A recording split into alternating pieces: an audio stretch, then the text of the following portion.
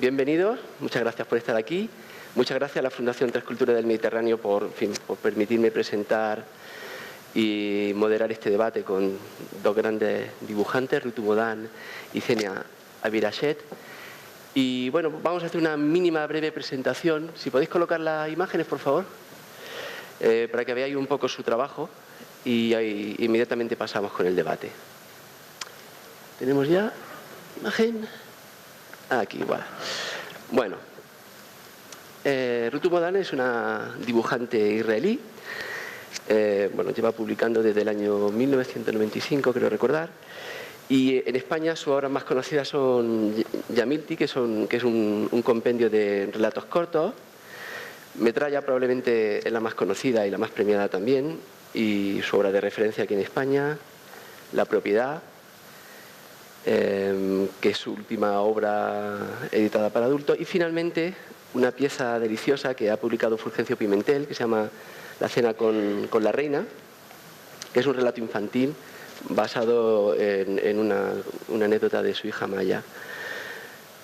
También ha publicado en el periódico The New York Times, hizo una serie de relatos cortos para The Fanny Page, que es una sección especial que tiene el dominical del New York Times, en concreto The Murder of the Terminal Patient, y también una serie de relatos autobiográficos que funcionaban en forma de scroll, aprovechando el formato del periódico también en el New York Times. Bueno, Rutu Modan es también muy conocida como una gran ilustradora. Y Zeina, pues bueno, ha publicado varias obras que en España no están publicadas. Creo que tienes un par de piezas previas al Juego de las Golondrinas que no se han publicado aquí en España. Pero a partir de ahí, El Juego de las Golondrinas, Me acuerdo Beirut, El piano oriental, que es su último trabajo con Salamandra Graphics, y también tiene algunas piezas especiales en el campo de la ilustración y concretamente este libro sobre recetas de cocina. Bien, ambas trabajan... Bueno, seguís pasando la imagen hasta el final y hasta ahí ya las pueden ver, simplemente para que tengan una referencia gráfica. Si es que no van simultáneas. Merci. Vale, ahí va. Bueno, seguís pasando y así hasta el final. Bien. Ambas dos trabajan en el campo de la novela gráfica, una novela gráfica con un cierto carácter costumbrista en el que reflejan la vida social en las que ellas se han desarrollado. Zeina lo hace desde el punto de vista de la autobiografía casi siempre, y Rutu trabaja con el campo de la ficción, hace un relato de ficción en el cual en cierto modo nos describe la sociedad de Israel. Bueno, yo para empezar me gustaría saber un poco cómo es el entorno editorial en el que nos movemos, tanto en Israel como en el Líbano. O sea, exactamente, recuerdo haberte leído una entrevista en que decías que en Jerusalén había solo 2 tiendas de cómic, lo cual me resultó bastante asombroso. Imagino que eso sería hace mucho tiempo, ahora en este momento la cosa está algo mejor, ¿no? Y también en Líbano, ¿cómo funciona? ¿Quién empieza de las dos? ¿You begin? Okay. Relation. You mean 2 bookstores? Quiere decir dos tiendas de cómics. Dos tiendas de tebeos de cómic en Tel Aviv, sí, para todo el país. Quizá 3, pero una de ellas no estoy seguro de si está todavía abierta. Y mis libros se publican con una editora con regularidad, pero creo que es importante contar con un editor que esté dedicado, que esté especializado a la escritura de cómics. Y bueno, el mercado, el sector pasa por la autopublicación. Muchos autores lo hacen, no solo los jóvenes, publican sus propias obras, las distribuyen y por supuesto eso es limitado lo que uno puede hacer por sí solo. ¿Y en Líbano?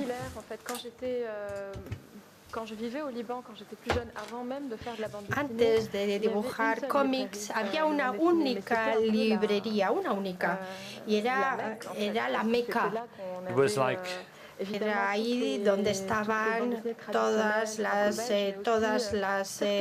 los cómics tradicionales, los belgas, pero también nos íbamos encontrando con obras cada vez más contemporáneas, obras francesas, japonesas, americanas. La librería cerró, desgraciadamente, y muchísimo más tarde, hace aproximadamente 15 años, hubo un renacimiento sobre lo que era el cómic y a partir de eso se fueron abriendo 2 o 3 librerías, 2 o 3 tiendas de cómic. Y con relación a las editoriales, les puedo decir que no hay ninguna editorial, ni en el Líbano, ni en el Oriente Medio. Yo creo que hay una única editorial en Egipto, pero que acaba de surgir. Y esto porque no hay realmente una tradición de leer cómics en el mundo árabe en general. Y es por ello que me desplacé a Francia, que busqué una editorial en Francia. Y por eso me fui. Lo que estás haciendo, tú publicas en Francia. Y a partir de la Francia ya sale en otros países. Es eso, sí. Escribo en francés, para empezar. Mi idioma de escritura y de trabajo es el francés, con lo cual mis obras, en primer lugar, se publican en francés y a partir de ahí se traducen a distintos idiomas. Pero para que se hagan una idea, no se traducen o se reescriben en árabe, cuando en realidad son obras que hablan de temas muy importantes para el Líbano. Por ejemplo, hablo de la memoria de la guerra, hablo de lo que hoy podríamos hacer con esa memoria, cómo podríamos transformarla y hacer que esta memoria exista, esté presente en nuestra sociedad, hacer algo con esta historia. Así que son obras que por el momento no han sido traducidas al árabe. Y como lo decía Rutu, hay mucha autoedición, mucha autopublicación en francés, en inglés y en árabe. Bueno, es cierto que hay algunos sitios en los que se publica en Israel. Disculpen, el morador no debería ceñirse a un idioma, si no nos hacemos un lío desde la cabina. Ayer comentó que publicó en los Estados Unidos y que al final ha acabado la publicación en Israel, pero pasando por Estados Unidos es una locura, ¿no? Sí, pero en primer lugar, John Quarterly, ellos han comercializado el libro para mí. Ahora una editora israelí no se lo plantean porque dicen que no son suficientemente comerciales mis obras. Así que tuve que publicar primero en Estados Unidos y luego, bueno, pues la gente de pronto en Israel, te han dado un premio en Estados Unidos, ¡ay, qué bien! Entonces te lo publicamos aquí. Y entonces fue cuando ya me publicaron la obra. Pero ahora... Sí, pero en el caso de Maya, en Israel, para lo que es se ha publicado a través de una editorial de cómics, ¿no? Bueno, yo la verdad es que ilustro para muchos otros autores. Fue siempre parte de mi trabajo. Y esta fue la primera vez en el que escribí un libro para niños, yo misma. Y lo que es para los cómics fue una aventura. Creo que con los niños está como en el margen. Es como para esas criaturas extrañas que son los niños. Y parece como si ello te permitiera, por esa marginalidad de esa literatura, hacer cosas más experimentales. Y de hecho, el libro que más éxito ha tenido nunca en Israel que yo haya escrito fue ese libro para niños. Bueno, me gustaría que habláramos sobre vuestro proceso creativo, cómo hacéis para hacer vuestros libros y para empezar un poco, saber cómo afrontáis el desarrollo de la historia, cómo afrontáis el guión. En el caso de las dos, me gusta especialmente el enfoque que le dais a vuestras historias porque básicamente habláis como en dos grandes niveles Pero el nivel principal es la descripción de la sociedad en la que os movéis. Por ejemplo, Rutu, cuando hace el libro de Metralla, aparentemente podría ser un libro sobre el conflicto, pero no lo es. En realidad lo que está hablando Rutu es sobre la sociedad israelí a través de todos los amantes que tiene el padre del protagonista. Y conocemos al mundo de los judíos ultraortodoxos, a una señora que vive en un kibutz, y me parece una forma muy elegante de describir una sociedad que es una sociedad compleja. Algo parecido pasa también con la propiedad. Cuando tú estás hablando en realidad sobre una secuela del Holocausto, en realidad estás hablando sobre una relación personal muy importante entre las dos protagonistas femeninas y sus dos partener directos en la historia. Y en el caso de Zeina, habla primero Rutu y luego planteamos con Zeina. Me gustaría que me hablaras un poco sobre ese proceso de elaboración que haces de una historia antes de afrontar el trabajo de guión definitivo, ¿no? ¿Cómo te lo planteas? ¿Qué es lo que tú quieres contar en el mundo en tus historias?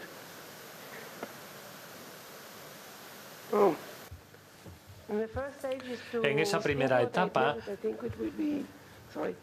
perdón, pienso en qué podría interesar como historia. No me planteo si es político o lo que puede ser. Y busco una idea que para mí, en primer lugar, me interesa el trabajo porque desde luego me lleva mucho esfuerzo, mucho trabajo cualquier obra. Entonces, para mí sería interesante poder lidiar con un proyecto 2 o 3 años. Pero lo principal es que lo que quiero es tener una buena historia que contar. Y uno realmente siente cuando la idea tiene valor. Primero necesito sentir esa relación, esa conexión con esa historia, con cuestiones que son interesantes para mí, una persona, una ubicación. No es que piense mucho en la política, pero la combinación del tiempo y el espacio es lo que más me importa. El lugar creo que nos influye mucho, nuestra personalidad está muy influida por donde nacemos, el entorno en el que nos hemos criado. Así que cuando creo que ya he encontrado la historia, que he encontrado el asunto, entonces ya es cuando el trabajo duro empieza. Bien. He visto que trabajas con autobiografía, o que tu relato es más bien autobiográfico. Pero yo creo que hablas de un Beirut que ya no existe actualmente. Hay una especie de melancolía del pasado. Una melancolía de lo que era la vida en los años 50, en los años 60. Pero también percibimos que tu autobiografía es un tanto de ficción. Hay partes que son de tu vida y hay partes que son ficción. Entonces, ¿cómo consigues llegar al comienzo de tu historia? Al principio hay una intuición, una sensación. Muchas veces puede ser o un archivo que haya podido encontrar, una foto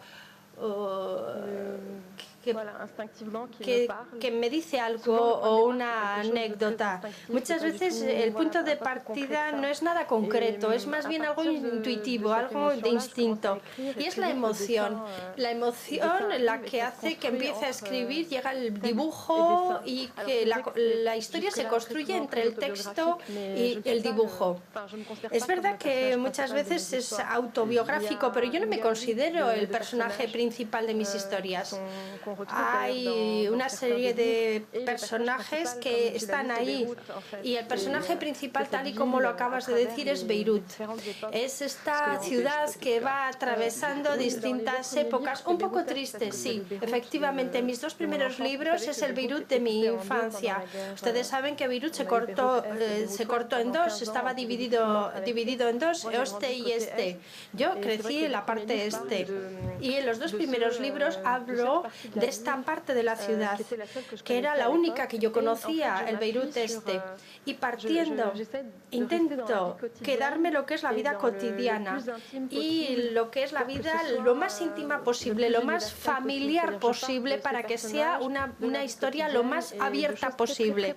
Hablo de la vida cotidiana, de cosas muy concretas. ¿Cómo hacían cuando no había luz? ¿Qué hacían cuando no había agua? ¿Cómo lavaban las verduras, por ejemplo? Cosas muy concretas. Es una manera de mostrar el conflicto, pero desde otro ángulo, desde el ángulo de la intimidad y desde el ángulo de lo que es la vida cotidiana. Así que sí que es autobiográfico, pero no hablo de mi vida. Hago un trabajo de memoria, porque en el Líbano, para que se hagan una idea, en los libros de historia, el programa concluye hasta el 13 de abril del 75, es decir, el primer día de la guerra. Es decir, que todavía no hablamos de la guerra civil. Así que hay generaciones de niños que nacieron después de la guerra civil y que no tienen ni idea del conflicto. Y ahora mismo dentro de la ciudad no encontramos ni un solo estela o algo que hable de los muertos de esa guerra, que nos diga cuántas personas murieron en esa guerra. Así que yo lo que intento es aportar una piedra a esta reflexión, de manera que hagamos este trabajo de memoria. No de forma directa. No sé si he respondido a tu pregunta. Sí, era eso, sí. Si continuamos con el proceso creativo, un poco antes de abordar cuál es el proceso de dibujo,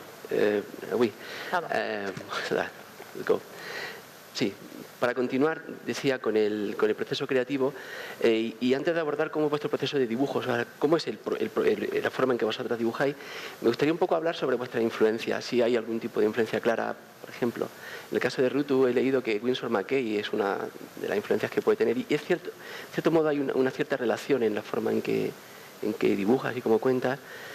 Y en tu caso, Zeina, yo encuentro, porque bueno, el mundo francófono lo conozco bastante mejor, he publicado para Francia mucho tiempo, y creo que David B. y toda la influencia que David B. ha tenido en Marjan, por ejemplo, pero también en ti, ¿no? En la forma en que él aborda el blanco y negro y cómo lo trata. ¿Qué opináis? O sobre todo contadme cuáles son vuestras influencias gráficas. Y bueno, ¿quién empieza? For example? Your graphic influence, if you have. Bueno, hay tantas influencias que quizás sería más fácil responder de cuáles son las influencias que uno ha tenido cuando uno es joven, porque hay tantas influencias que han tenido incidencia en mí. Y el artista no siempre demuestra una influencia porque imite el estilo de otro o porque cuente una historia concreta, sino que hay también la influencia supone también una apertura de miras a otras oportunidades. Maus, por ejemplo, es un libro tan importante que para mí fue el de pronto descubrir que podía utilizar un medio concreto para expresar cosas que tenía en la cabeza. Que se podía escribir con cómics prácticamente sobre todo. Y también este dibujante israelí es tan fantástico, aunque no se le conozca fuera. ¿Cómo se llama? Dudu Geva. Es el nombre del artista. Tienes que buscarlo. Algún día haré una exposición con su obra porque es fantástico. Y cuando vi su obra me planteé, pero bueno, esto se puede hacer. Y en mi trabajo en Agen, Daniel Krause, etc., son algunos de mis autores favoritos. También algunos autores franceses. El cine también, por supuesto, sí, porque su generación está muy influida por el cine, ¿no? La forma en que se utiliza el suspense, la intriga.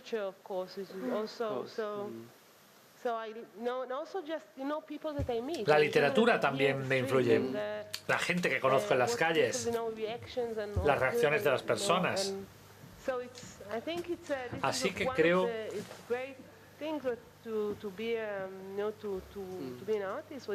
que esta es una de las cosas más estupendas de ser artista, porque se puede utilizar todo, uno puede aprovecharlo todo. Bueno, normalmente sueles trabajar para los periódicos. ¿Hay alguna influencia por parte del medio, por ese entorno? Sí.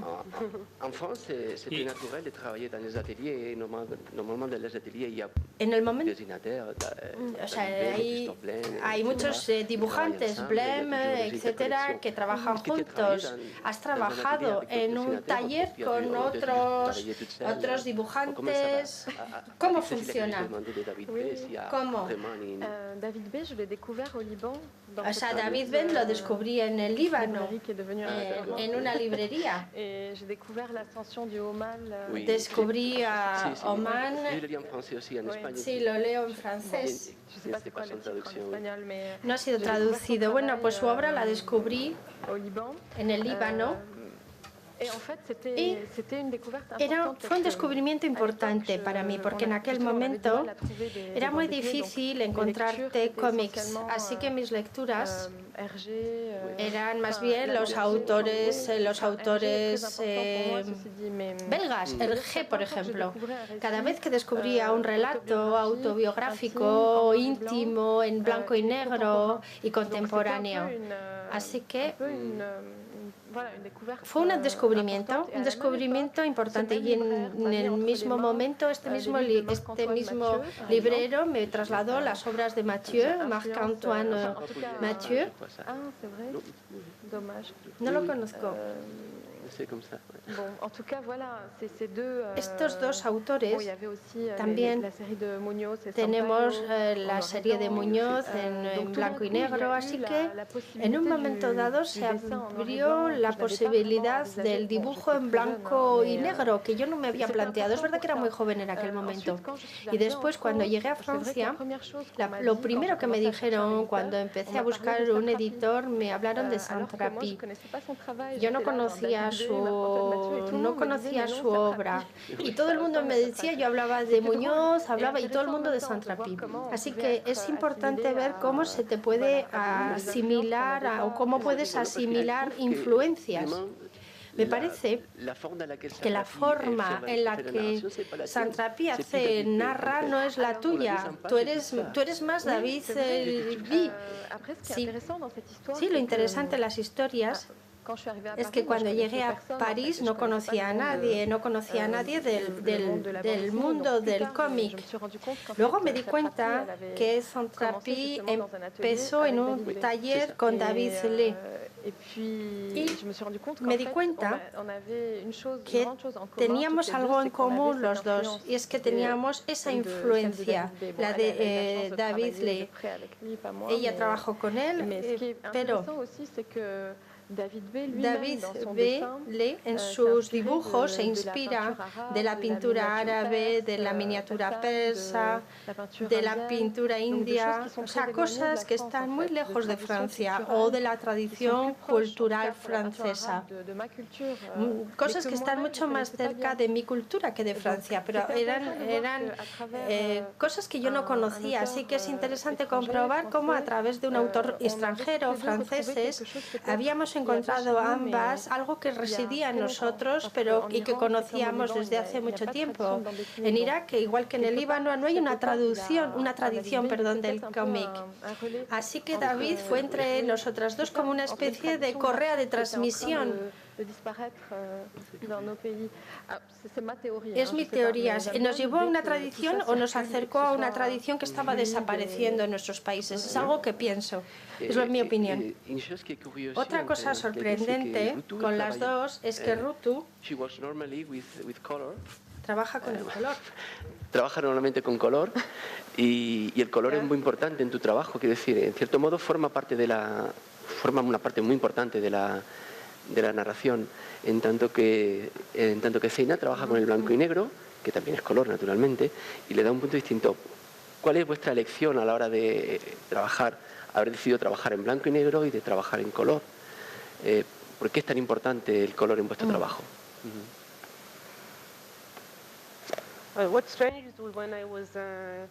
Cuando era joven, se me consideraba como dibujante en blanco y negro. Y el color vino más adelante. Y cuando alguien buscaba un ilustrador en blanco y negro, me buscaba a mí. Y ahora ya me cuesta muchísimo no pensar en color. Así que no sé cuándo se produjo, no me acuerdo cuándo se produjo aquella transición. El color es algo que en los cómics en general todo es informativo, todo es un elemento informativo. Incluso los márgenes, o si no hay márgenes, el tamaño del libro, o sea que todo es apropiado para contar una historia. Y el color es otra forma de aprovechar la información para la historia. Y cuando escribo una novela larga, entonces tengo que utilizar el color para concluir. Por ejemplo, tenemos otra ubicación, otro momento. Creo que el uso del color es para mí una forma de seguir con la narrativa, sí. Y debido al color, uno ya puede pensar que está en un día distinto. Sí, pero es curioso porque en las novelas gráficas la mayoría de la publicación se hace en blanco y negro y no es demasiado sencillo publicar en color en las novelas gráficas. Sí, pero suele ser un problema con la editorial.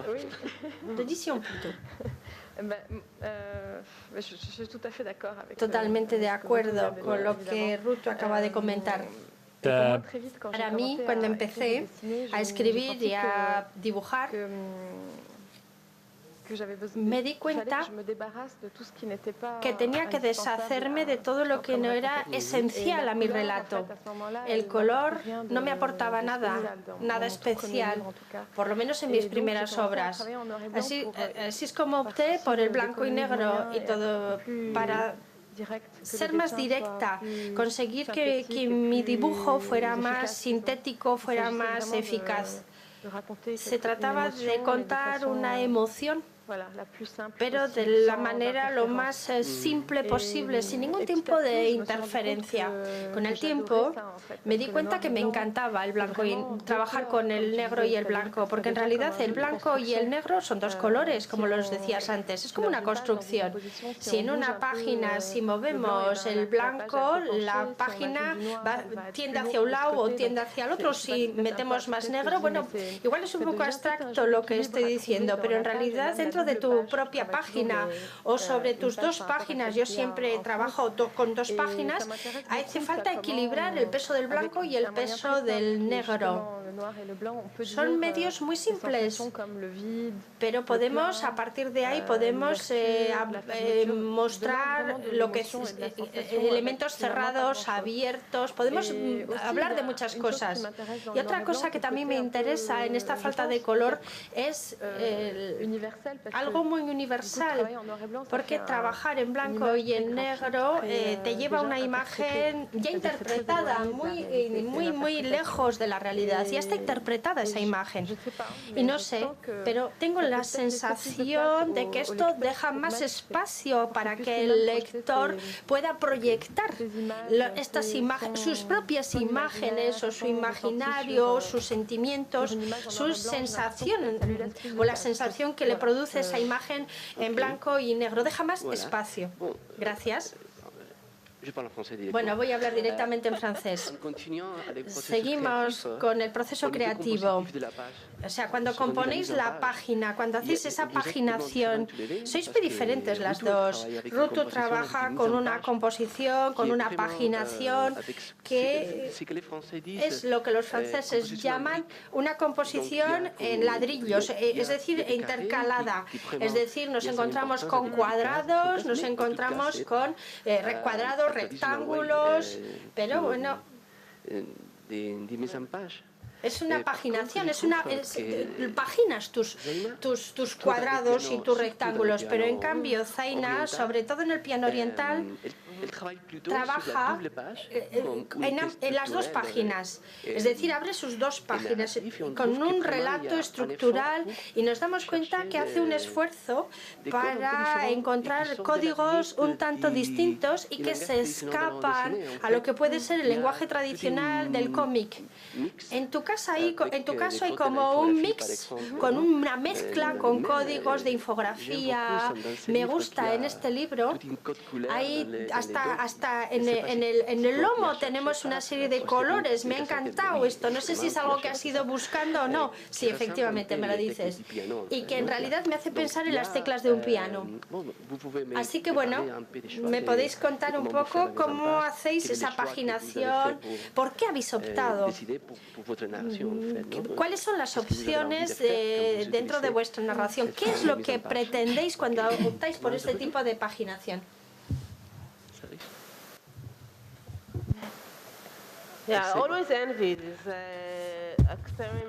Siempre he envidiado esa manera experimental de trabajar con la página. Y siempre sueño hacer las cosas de una manera diferente.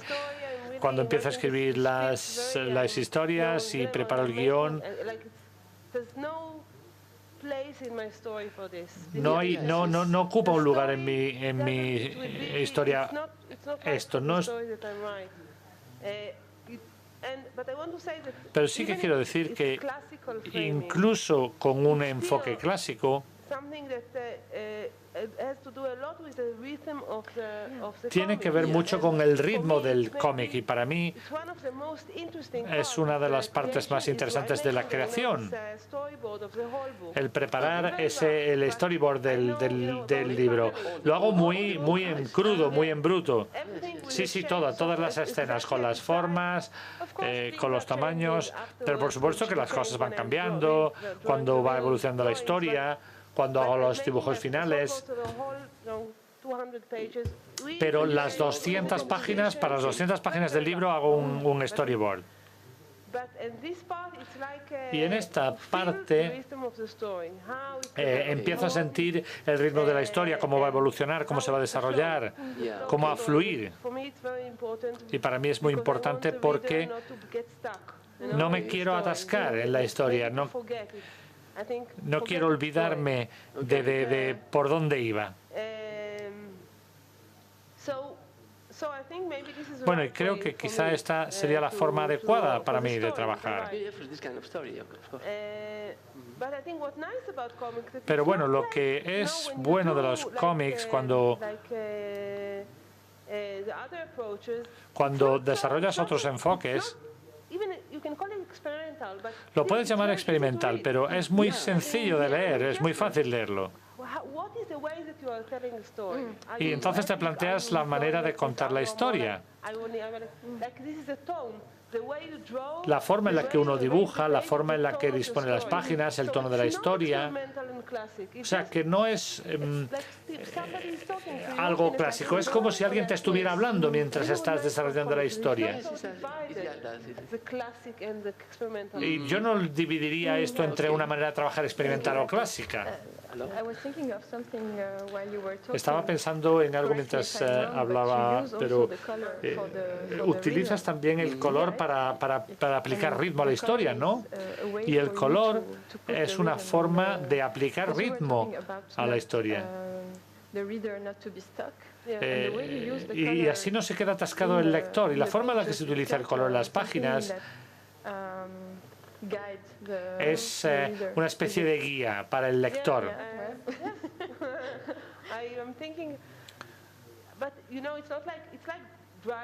Bueno, es como como conducir un coche, ¿no? Porque no es que ambos quizá lo sabréis. Uno es consciente e inconsciente de lo que está haciendo. Porque si pensaras demasiado, si tuvieras que combinar demasiadas cosas, sería quizá un poco aburrido. Es como si uno meditase. Es como si uno estuviera dormido y despierto al mismo tiempo.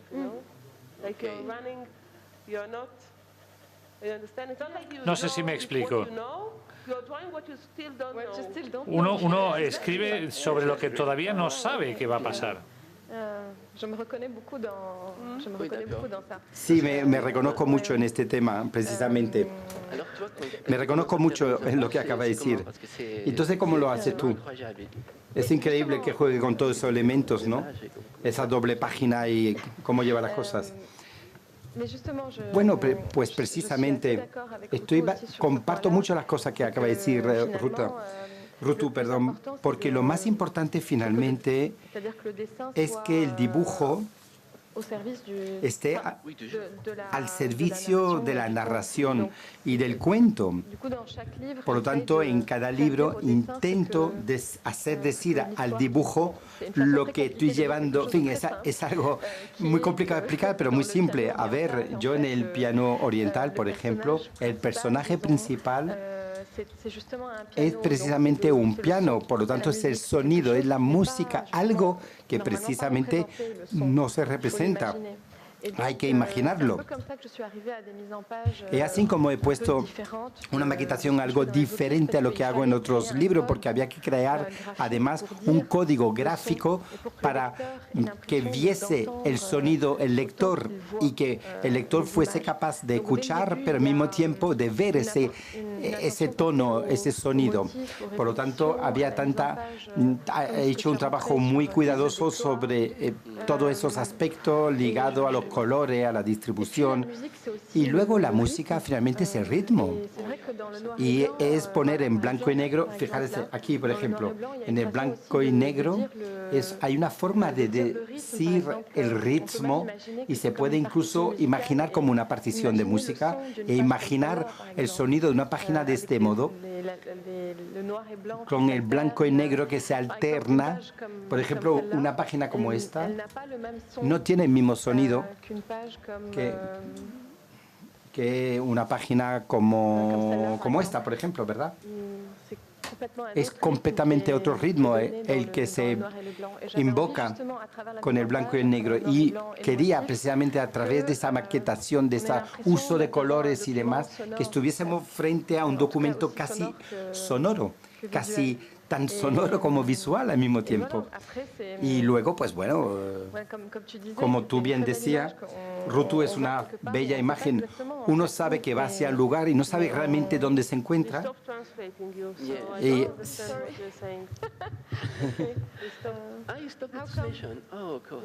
a ver, sí, desgraciadamente no he podido oír lo que estabas diciendo. En el storyboard y realiza dibujos distintos dependiendo de la historia. Bueno, podemos intentar todos hablar en inglés, si no, no sé.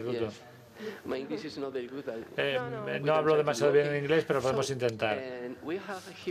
Bueno, tenemos aquí algunos estudiantes. Soy profesor en la universidad y muchas veces les digo a los estudiantes, les pregunto acerca de la forma en la que se debe elaborar la página. ¿Cuál es el proceso? Vengo por la mañana, tengo una página en blanco. ¿Y cómo me pongo a trabajar? ¿Cómo empiezo? Y Rutu dice que tiene pequeños storyboards, tiene una referencia. Avant de passer au dessin, qu'on dessin en anglais, before to pass to the drawing, is that. So, and overall, for example, Rutu works with people, y Rutu trabaja con personas, por ejemplo, con un grupo de teatro, y eso es bastante interesante. Y también se puede trabajar con dibujos más de carácter pictórico. Así que sería posible hablar acerca del proceso, acerca de cómo afrontan la página desde el primer momento. Bueno, el proceso es muy largo y cada parte del proceso es distinta. Y el elaborar el storyboard y el trabajar sobre ello, el dar color, cada fase es diferente. Y para mí están muy compartimentadas las fases, así es como yo trabajo. Así que lo que pasa con los actores es que, por ejemplo, eso lo comencé a hacer con este último libro, y eso porque en Mednaya, el primer libro que tuvo esa longitud, quería la gente en mis libros no utilizo tanto los bocadillos, la gente no habla tanto, pero sí que quiero que los personajes tengan expresión corporal, que hablen a través de la forma de moverse, que comuniquen no solo su aspecto o lo que dicen, sino cómo se mueven. And the movement, so sometimes you can use it. Somebody is saying, okay, but all his body is like, no, so different, like. Es algo que podemos utilizar, por supuesto, ¿ok? Es algo, tenemos el movimiento y el del dibujo. Y ahora mis amigos, mi marido.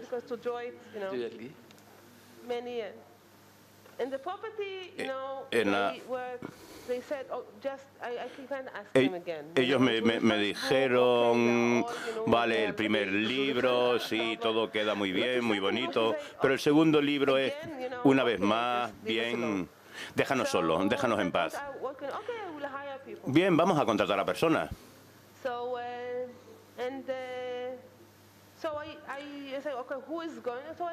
¿Quién van a ser? ¿Qué vamos a contratar? A actores. Yo no sabía exactamente en lo que me metía.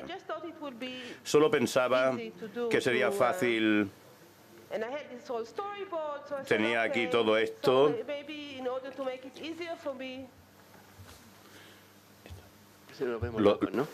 Pensaba que iba a ser más fácil. Lételo blanco. En francés. De acuerdo. Ok. Se vuelven locos los traductores. Ok. Perfecto. Bien, así que fue un poco más fácil para mí dibujar, inclusive vestirlo como en los cómics. Así no me tenía que imaginar tanto, era más fácil dibujar. Pero entonces esto de alguna forma es como una película. Es como los actores, repartes las mejores partes. Mi país es un país muy pequeño y claro, de todas formas no se recibe mucho dinero, somos un país pequeño. Así que la verdad es que me pareció muy bien. La abuela tiene casi 100 años de edad y todavía está actuando. Pienso que tiene 96 años y ahí está en el estrado. Es una mujer increíble. Pero lo que fue realmente sorprendente es que los actores no son máquinas. Primeramente, lo primero, lo bueno es que se introducen totalmente en el personaje. Si es un hombre, si actúa como un hombre mayor, pues lo haces como una persona mayor o como un joven, en fin, lo que sea. Eso es maravilloso, pero además no son máquinas, son seres humanos y ellos traen su propia humanidad y introducen sus propias ideas en el personaje.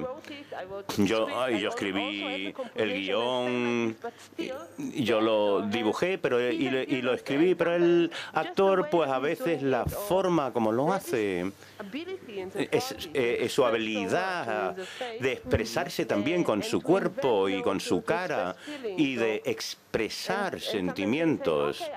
Algunos decían, bien, yo lo veo de esta forma, y yo realmente tenía una mente abierta hacia las sugerencias o recomendaciones que me hacían. Fue fascinante. Porque en el cómic tú eres el rey del libro, tú controlas absolutamente todo y todo. Y finalmente, claro, cuando trabajas con actores, con personas, pues contribuyen con sus ideas. Fue realmente maravilloso. Yo escribí los personajes, ellos introdujeron su propia personalidad y de alguna forma se convirtieron en algo más. Una vez que tienes este trabajo de composición hecho con fotografía, a continuación, ¿el trabajo de dibujo es digital o es tradicional con tinta china? ¿Trabajas con métodos digitales? O sea, tú metes toda la información en el ordenador y trabajas con una Cintiq, por ejemplo, una Wacom, por ejemplo, o lo imprimes en papel y vuelves a dibujar. ¿Cómo es ese proceso?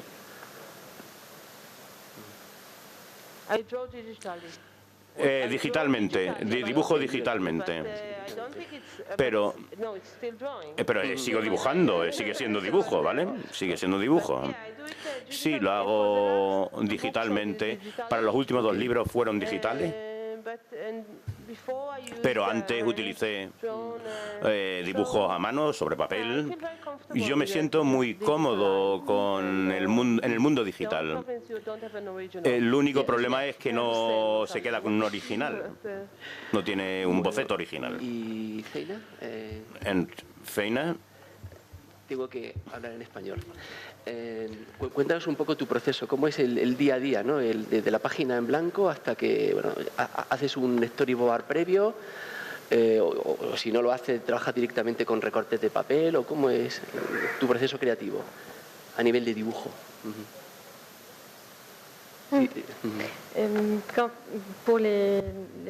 Para los libros que ya publiqué, y yo donde trabajaba tanto el texto como el dibujo, tenía la impresión de entrar en un submarino e ir a explorar un lugar que no conocía en absoluto, porque lo hago todo al mismo tiempo, de alguna manera. A menudo empiezo para escribir algunas líneas, una escena, un diálogo, y muy rápidamente empiezo a dibujar, pero sin tan siquiera saber hacia dónde voy, aunque tenga una idea global de la historia. Y a partir del momento en que estoy dibujando me aparecen de pronto idea de texto y dice, mira, con esto podría poner esto y la página siguiente hago aquello, y se va construyendo a medida que voy desarrollando el texto y la imagen. Es una forma muy, ¿cómo diría yo? Para nada, no ahorra tiempo en absoluto, me toma mucho tiempo, pero necesito esa libertad completa para ir hacia donde yo quiero, al menos al principio del proceso. Y a un momento dado, tenemos ya 50, 60 páginas, es verdad que ya los caminos están mucho más trazados. Las vías están trazadas, pero sigo trabajando el texto y el dibujo y de forma paralela. Para mí sería imposible hacer un guión y luego pasar a dibujarlo y luego volver al guión. No lo puedo hacer así. Lo hago así como si estuviese cosiendo, voy juntando las fibras. Es verdad que hay veces que aparecen ideas a través del dibujo. Por ejemplo, haciendo esto digo, anda, pues esto lo voy a decir de este modo. Y luego también la idea del texto aparece después. No siempre empiezo con el texto, como le estoy explicando. Ahora mismo estoy trabajando de una forma muy diferente porque estoy trabajando con un guionista, alguien que sí me está, digamos, escribiendo la historia y me lo va dando a medida que voy avanzando. Y ahí, como yo ya no soy el rey, la única reina a bordo, no controlo todo el proceso, también tengo que adaptarme a lo que se escribe y también descubro efectivamente las alegrías que nos puede dar el storyboard y cómo se puede dibujar de forma microscópica para tener una idea del ritmo, por ejemplo. Y esto es lo que hago. Si no, es mucho digital también, porque yo trabajo mucho el motivo y la repetición del motivo. Y el motivo y la repetición forman parte de los elementos narrativos.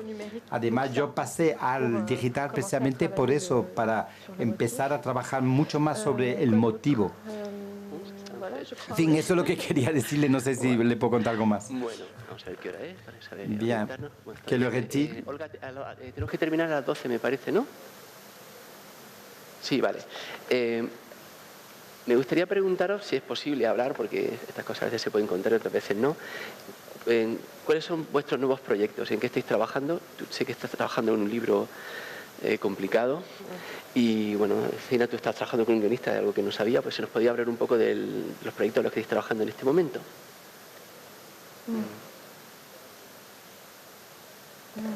Okay. Yo estoy trabajando en una novela gráfica. Sí, tengo un poco de miedo de relatarlo, porque yo comencé con este libro, he comenzado este libro ya 5 veces y lo estoy reescribiendo y reescribiendo. Todavía no estoy seguro que será un libro, pero sí, es un tipo de...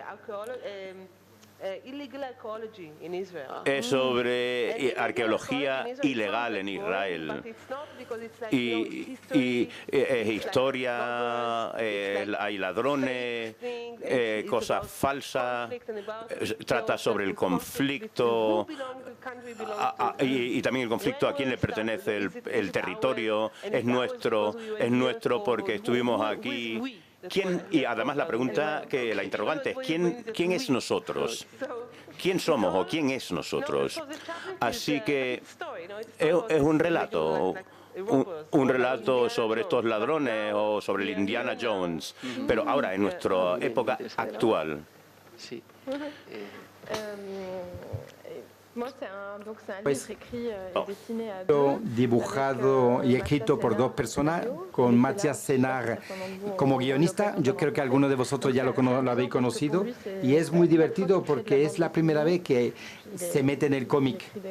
Él escribe normalmente novelas y yo es la primera vez que yo escribo con un texto de otra persona, por lo tanto es un camino nuevo para los dos. Hemos tomado un cierto tiempo para trabajar juntos, no vivimos en la misma ciudad y no tenemos mucha oportunidad de vernos.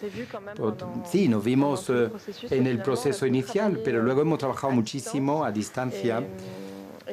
Y bueno, esto va a salir en septiembre en Francia y es una historia que esta vez no es autobiográfica, yo no la he escrito, y es una historia de amor entre una joven siria que es refugiada en Berlín y un joven berlinés que no conoce nada del mundo oriental.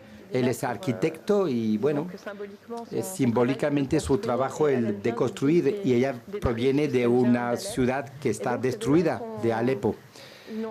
Y digamos que no tienen ningún bagaje común ni lenguaje común, sin embargo se van a enamorar y lo que estamos intentando es explorar ese territorio amoroso que surge de lenguajes que no son comunes. No le voy a contar el final, ya lo digo de antemano, pero Matthias, que está escribiendo ese guión, nos lleva a un universo maravilloso. Hay 2 textos, finalmente. Hay una historia contemporánea que cuenta lo que estamos viviendo hoy en día, o al menos lo que están viviendo los sirios y las personas que tienen que huir de su país viven, pero también nos lleva a través del relato a un pasado más alejado, que son los años 30, porque hay una parte de la historia que ocurre en Bamiyan, en Afganistán. No sé si os acordáis de ese lugar con esos grandes budas que los talibanes pues explotaron. Pues en esos años estaban ahí presentes los budas, y también cuenta una historia de amor que pasó al pie de esos budas, y esos amores se van a cruzar. En fin, ya lo veréis en septiembre cuando se publique el libro. Ahora, para que la gente del público pueda preguntar, pues nada, si tenéis alguna pregunta que hacerles, a Rutu, por ahí.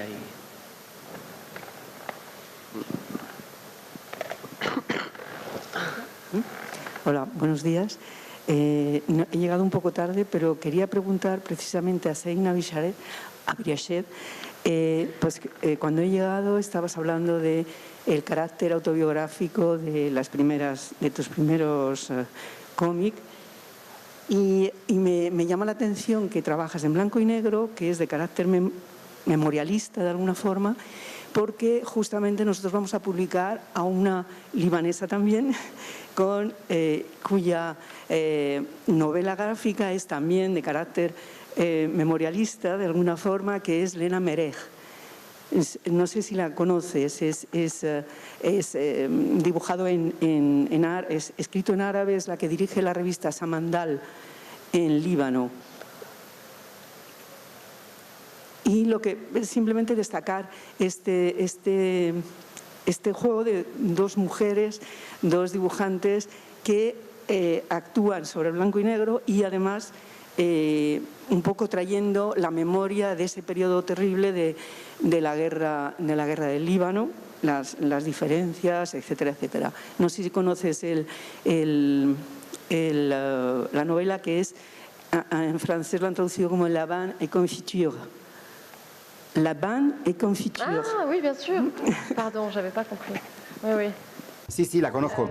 Leyda Merdish. Sí, Leyda Merdish. Sí, la conozco. Sí, por supuesto. J'ai oublié la question. Se me olvida la pregunta, perdón.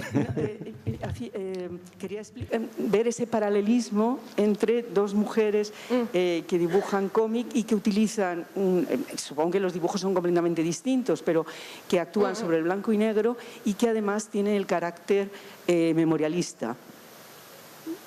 Oui. De la memoria histórica. Sí, pues una lástima que no esté aquí, no puedo hablar mucho de lo que ella hace, pero es verdad que las dos pertenecemos a una generación. Yo nací en 81, yo creo que Ena más o menos, y pertenecemos a una generación de mujeres libanesas que han nacido durante el conflicto, y cuando empezó la reconstrucción éramos demasiado jóvenes para participar. Yo tenía 10 años cuando paró la guerra, por lo tanto todo pasó durante nosotros, pero sin nosotros poder participar en realidad. Y hemos heredado así de un país que se ha reconstruido de una forma bastante bien, por lo menos una parte que parece ahora como un escaparate, que parece que no ha pasado nada. No hemos hecho un trabajo de memoria ahí. Y hemos heredado finalmente de una ciudad de plástico. Y ahí donde hacemos, digamos, una relación entre ella y yo, es que pertenecemos a una generación que sí ha vivido el conflicto, aunque no se diga en los libros. Nosotros lo conocemos. En el Líbano es difícil hablar de la guerra, y yo creo que las dos hemos buscado a través de nuestros propios medios a intentar sacar esas historias y darle una existencia para poder llevarlo al presente de alguna manera. Es verdad que tenemos estilos totalmente diferentes de narración y de dibujo, pero sí tenemos en común, es cierto, este impulso de decir las cosas que no se dicen precisamente a través del dibujo y poniendo imágenes y palabras en una ciudad donde finalmente nos robaron esa historia, lo han querido ocultar completamente. Y quitarnos la palabra sobre esta guerra civil, no, pero no ha sido solamente civil, aún está oculta por la buena razón que todos los participantes de esa guerra están ahí presentes, ya sean nuestros estimados vecinos o estimados políticos, son los mismos, y no ha habido cambio real político. Por tanto, la palabra no está liberada y solo se hace a través de la literatura, la escritura, como siempre, ¿no? Y eso quizás es lo que tengamos en común con ella, es esa voluntad de decir las cosas, a pesar, aún utilizando a veces el dibujo de una forma no directa, para que al menos se pueda evidenciar. Bueno, yo voy a hacer una pregunta y es a Rutu. Me interesa evidentemente los dos tipos del cómic, pero en el caso de ella, sobre todo porque yo escribo teatro. No puedo oír ahora mismo, no estoy oyendo. ¿Qué ocurre? Ya te digo, ahora sí. Bueno, digo, me interesa la parte suya en la que, porque yo escribo, soy dramaturgo, pero escribo a través también de la poesía, ¿no? Entonces, para mí, me gustaría que me contara o nos contara un poquito más cuál es la relación realmente con el teatro. Es decir, he entendido más o menos por ahí que trabajas con una compañía teatral y el guión ya existe previamente, supongo, y ellos interpretan. Me gustaría porque me parece interesantísimo cómo es realmente ese trabajo.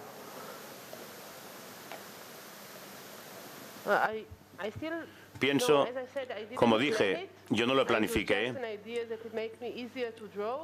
Me sugirieron unas ideas para dibujar más fácilmente y de pronto es algo que descubrí, de lo que significa trabajar con actores y lo que ellos pueden hacer para interpretar y para expresar. Así que todo fue hecho, ¿cómo se dice en hebreo? Haciéndolo mientras, o sea, andando, haciendo camino mientras que se anda.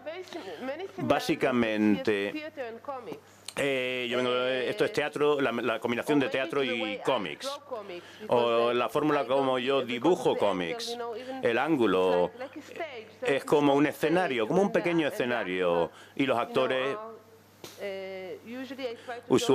normalmente intento que miren hacia el lector, inclusive aunque estén de lado así, o estén de perfil, pero que siempre le miren como en el teatro, que miren hacia el lector, o en este caso el espectador. Se centra mucho en el personaje, sí. Es la forma como se expresan, sí. Bueno, realmente lo que estás haciendo... Realmente lo que estás haciendo en este caso sería, a mí se me viene a la cabeza un trabajo de lo que sería la creación colectiva en el teatro, donde por ejemplo hay una persona que coordina, que más o menos da unos puntos de vista, entre todos conforman el proyecto y él se encarga de coordinar las acciones de eso. O sea, es como una puesta en escena que tú luego fotografías y plasmas o sea, quiere decir que no deja de ser teatro, aunque no esté representado sobre un escenario. Yeah. I want to tell just one example. Le voy a dar un ejemplo. Esto es lo que ocurre debido a los actores. Mire, esto es el final del libro y esto es uno aquí termina en el libro termina así, con este marco. No te digo todo el relato, pero es como una broma entre estos personajes. Es muy emocional. Es como hay que se están contando un chiste, pero yo me sentí incómoda con este marco.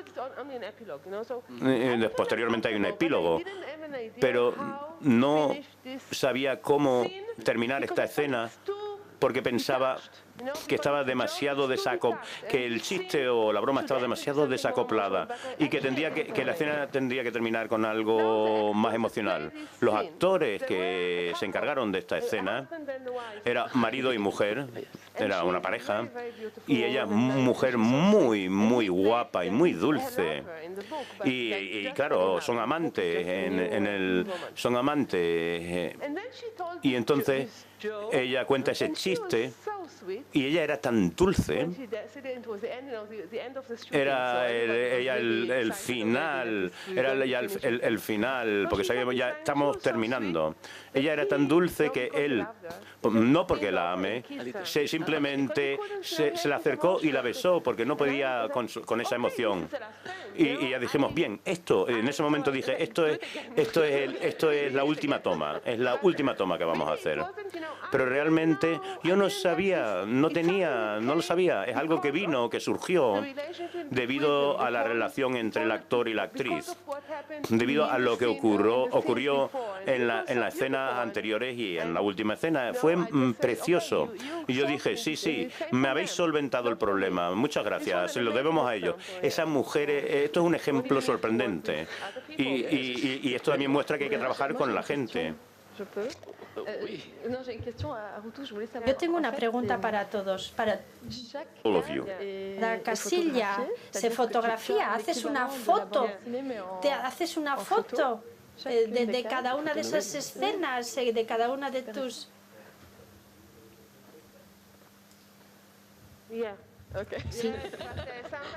Sí, a veces tomo un número de fotografías y también separada de la localidad. A veces necesito unas cuantas fotografías, a veces tengo algunas ideas. Sí, pero esto es muy complicado. Por ejemplo, en el libro de la propiedad estuviste en Polonia, imagino, ahí haciendo un trabajo de fotografía también en Polonia, o sea que el trabajo es total. Es el equivalente a una suerte de fotonovela, digamos, ¿no? Sí, de alguna forma sí. No podía llevar los actores a Polonia, porque no he tenido tanto éxito para llevármelo. Pero fui a Polonia, tomé la fotografía y... Así que... ¿Photoshop? No, yo no tuve que llevar a cabo, no tuve que utilizar el Photoshop. Yo dibujaba y lo combinaba de alguna forma. No exactamente que haga un collage o algo, es algo intermedio. Pero sí, pienso que lo importante es que el libro es un relato que me cuento a mí misma y de una forma muy lenta. Así que me encanta este tipo de relatos porque tengo diferentes visiones, sé el aspecto de todo, puedo describirlo.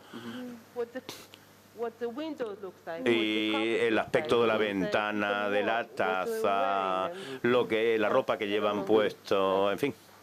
¿Tenéis alguna pregunta por aquí? Sí, por ahí.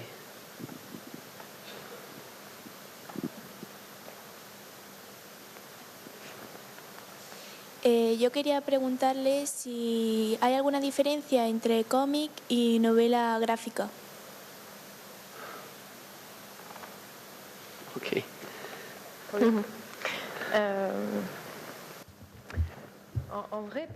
Bueno, en la realidad yo creo que no tanto. No tanta. ¿Sabes de dónde viene la palabra, lo que es un relato gráfico? Viene de Estados Unidos. La palabra viene de Estados Unidos y lo que se dice se traduce al francés, etcétera. Los americanos utilizaron la palabra o esta manera de llamarlo para poder diferenciar lo que eran relatos escritos y relatos dibujados. Diferenciarlos del cómic, que era en aquel momento el tipo de obra dibujada más extendida. Así que era una manera de diferenciar un estilo. Pero bueno, no sé si estamos de acuerdo, pero a partir del momento en que surge el término obra gráfica o novela gráfica, nosotros utilizamos el término de relato gráfico para obras un poco como la de Ruth y como la mía. Estamos hablando de una obra con un cierto grosor, normalmente estamos hablando de una cuartilla, no estamos hablando de una hoja mucho más grande, donde te puedes encontrar tanto texto como dibujo, pero me parece a mí que el código es el mismo, es decir, estamos contando una historia a partir de la maquetación, a partir de los dibujos, a partir del relato. Así que no creo que haya mucha diferencia en la manera de trabajar. Yo creo que es una manera editorial de separar. Porque los americanos, artistas americanos en los años 80 querían querían diferenciarse, somos más serios, no somos underground, no dibujamos solo superhéroes, así que le dieron otro nombre y por tanto y la gente retornó otra vez a llamar a las novelas gráficas un cómic. Es cómic, es algo más similar.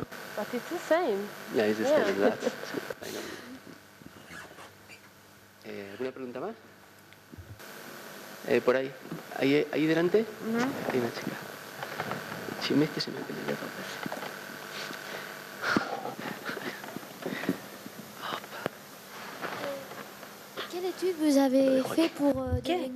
¿Qué estudios tienen ustedes para haberse convertido en artistas de cómic? ¿Qué estudios? ¿Qué estudios?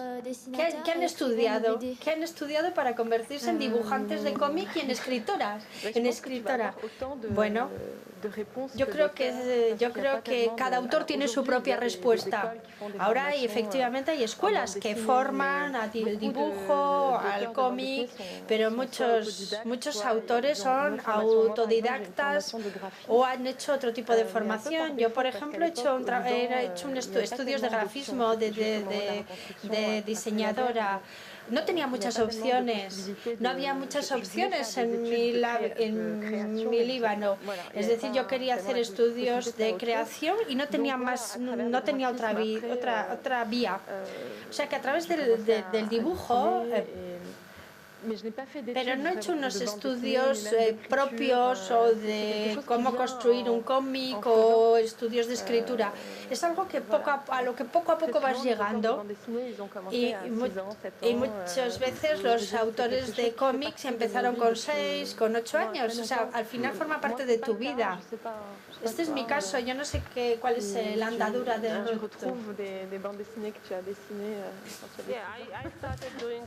Yo comencé a dibujar cómic con edad de 5 años. Inclusive antes de ello, antes de los 5 años, dibujaba pequeños relatos. Amo hacerlo, me encanta. Y me encanta contar relatos, leer relatos. Y entonces sí, fui a la Academia de Arte Israel también, pues era muy limitado. Yo quería estudiar diseño gráfico, pero de pronto surgieron las escuelas de cómics y había profesores. Uno de los míos era de Bélgica. Y entonces descubrí que realmente me encantaba hacerlo, pero mucho. Quizás la mayoría no se estudia, la mayoría se lo aprende uno mismo. Te enseñas tú mismo. Y te enseñas tú mismo qué es lo que te gusta relatar, qué es lo que te gusta dibujar. Y aprendes leyendo el trabajo de otros y hacerlo todo el tiempo, dibujar, dibujar y dibujar.